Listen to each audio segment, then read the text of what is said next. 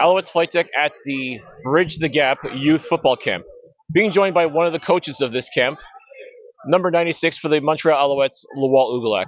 Lwal, I don't know if this is your first time coaching here, but you got to see some kids and impart some of your wisdom on them. Right. Share some of your thoughts on that for us today.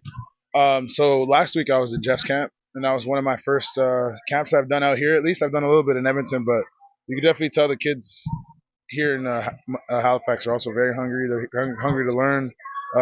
Berg's doing something very special for not only Halifax, Nova Scotia, but also the east, like the east of Canada. Like obviously, he's definitely someone that's pioneering this sport in Halifax.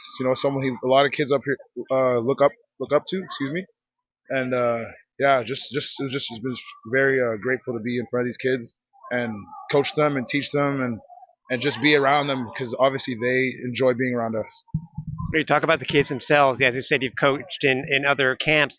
What is it? What have you seen throughout the potential future of football players in Canada when you've seen each of these?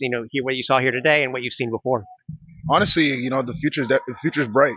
Excuse me, but even like we were having this conversation, me and Tyson, about the future of Canadians in like Canadian sports. Of course, like CFL has been growing every year, and obviously I'm going into my fourth year, but there's some guys that are really kind of changing the narrative for Canadians in general, and especially this group of people here. We have some really good Canadians on our team. Obviously, we have other players as well. We have really good Canadians on our team, and we're setting the future, setting the next generation. Giving them hope to come here and to do the same thing that we've done. Berg, you could see the hope in the kids' eyes, and you could see that what Berg's doing is very special. So there's definitely some hope and there's some promise in these kids.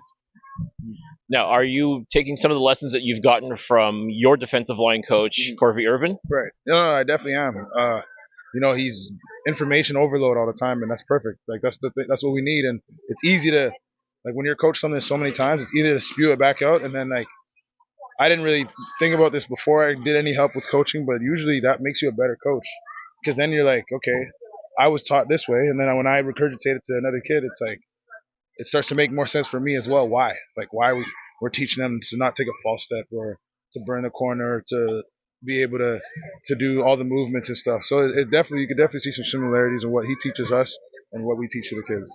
So when you do it, like when you're showing something, does that suddenly click in as to what he's telling you? Yeah, a little bit. I kind of feel like Coach Irv and even my other coaches I've had in the past, like the same things that they were getting on me on. Like it's easy to obviously to say it, but it also makes more sense as to why. Because if you take a false step, you're going to be late off the ball. Obviously, I get coached that, but when you coach it, you're like you just kind of see it from a different point of view as to why it's so important because you're seeing someone else do it, not yourself. If that makes sense. Oh, so look at the group that you have here, and that's your coach, your fellow coaches. You have a group of 7 active Alouettes here with you. First of all, what's it like having your teammates here with you, being coaches up with you, and what's it like being with them and being able to give to the community with them?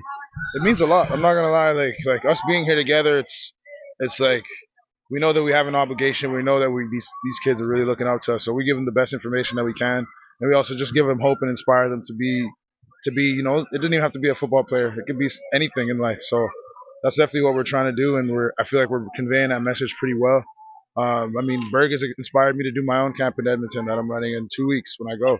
So it's like it may be a small community here in Quebec City, but we're bringing it back to the West as well. Obviously, people do their camps, but to be a player and to be an active player and like to really be in the kids' lives, like already, I think that's one thing that I didn't really have growing up.